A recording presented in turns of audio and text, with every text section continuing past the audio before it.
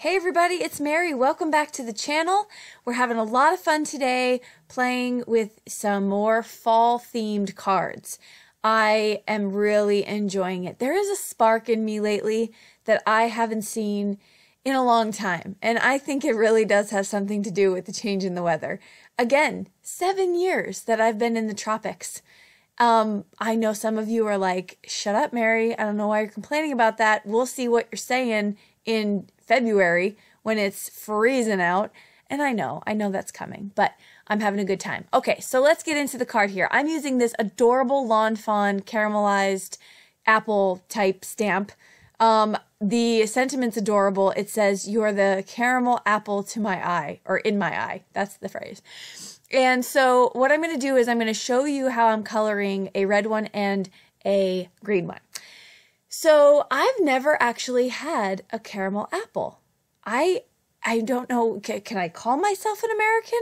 I'm pretty sure that's like a humongous American tradition, but I've never had one. I don't know why, but I see them all the time, and they have, a lot of them have like the nuts on them too. I mean, they look super yummy. I just can't imagine like biting into that really sticky caramel and then also the hard apple. I just think that would just do a number on my teeth. My chompers would be messed up for days. Anyway, if you're a fan of the caramel apple, comment below because I'd love to hear what you think of it. So I am coloring with some Arteza Real Brush pens, and as you've been watching my videos, this is like my go-to medium for coloring because I absolutely love it. Look how easy that is, and you get all this dimension. So yeah, I'm a super huge fan. I am using Bristol Smooth cardstock, and I heat emboss that with some clear embossing powder over the VersaFine. And now I'm just going to cut them all out. So in hindsight, I would have bought multiple dies for this because I knew that I would want to cut out a lot at a time. So that's a tip for you too. Don't, sell yourself short on buying extra dies. You don't need all the stamps to match. So that's just something I wish I would have done. But either way, I just ran through my Big Shot. And now I'm going to add those cute little faces.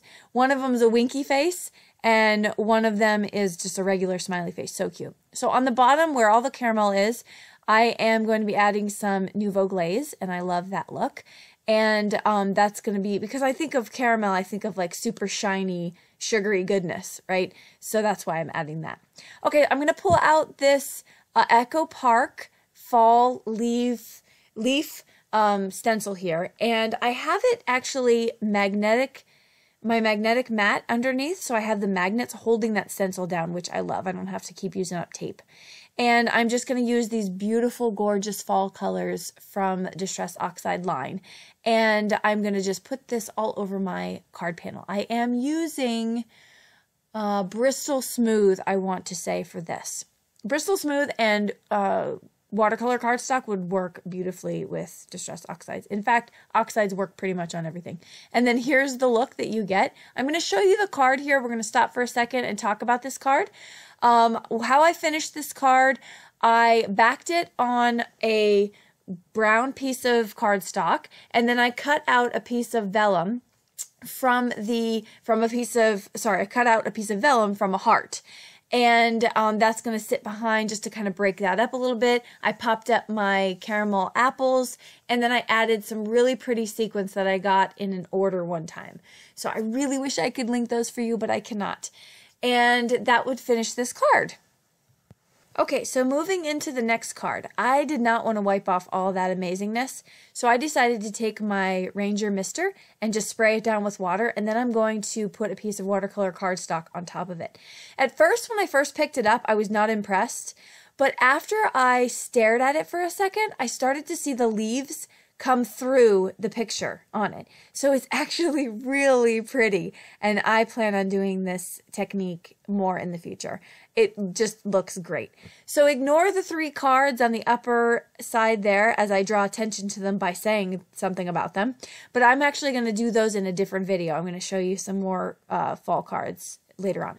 Here I'm tying a bow, and I'm using 2 different ribbons, and really to pump up this bow to get it looking super pretty. You see how I'm separating those 2 pieces, and now it's a much fuller bow, and I really like the way that that looks. So here, and I'm okay with the fact that the bow is kind of at an angle. That doesn't bother me at all.